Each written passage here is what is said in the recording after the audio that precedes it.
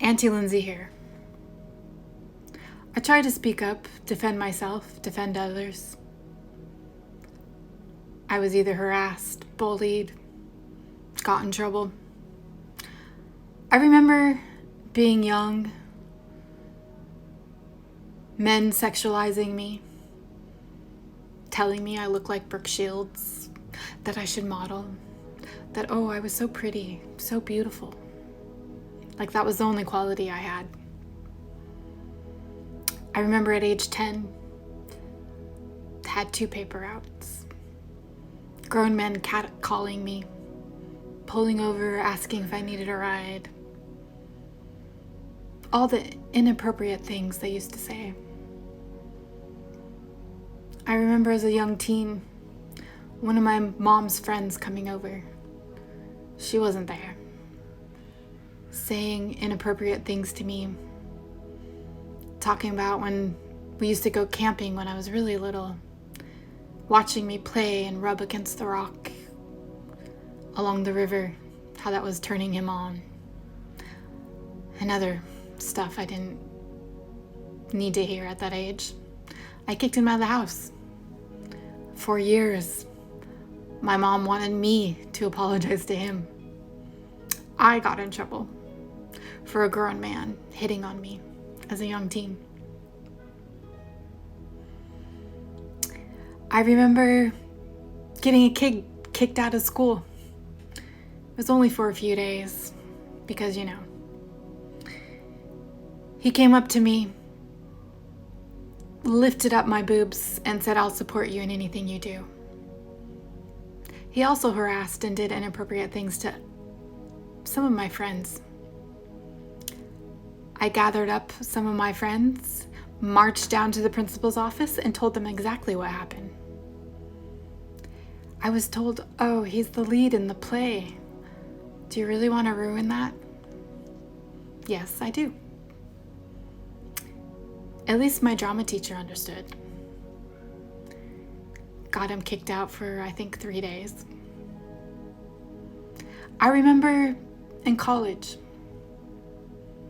I was already part of the campus awareness of rape education and on-call rape advocate with that giant wireless cell phone that first came out in the early 90s.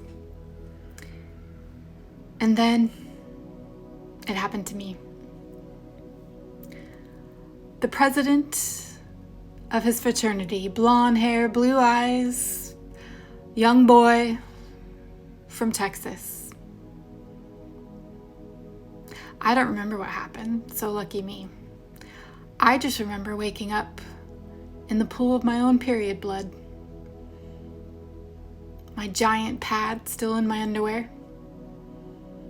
On the floor. I still got blamed.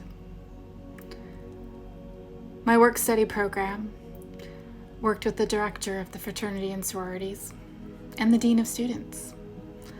I managed to get him kicked out, but they didn't want me to report it to police because, the university could handle it. And we don't want to ruin his career or life, right? So many other incidences. So many inappropriate men unable to control themselves. So many catcalls. So many things. And friends, I remember a girl in university. I had to explain to her what happened to her was indeed SA. She was a Mormon girl from a small town. And somehow she blamed herself. And I was like, no. But so many victims do not report or don't think maybe, they were in the wrong. Maybe they did something. Because we're so used to taking accountability for men's actions. We are the ones that get blamed for everything. Not the men, not the little boys. No, we get blamed. What were we wearing? Were we drunk? What were we doing? had to be our fault, right? Ah, yes. It's never them. Never. But you know what? Real men don't essay women and children. Real men take accountability for their own actions. Real men hold other men accountable. I just wonder where those real men are right now. I hear so many people still not believing the victims, even the ones that spoke out against one of the largest cases here in this country.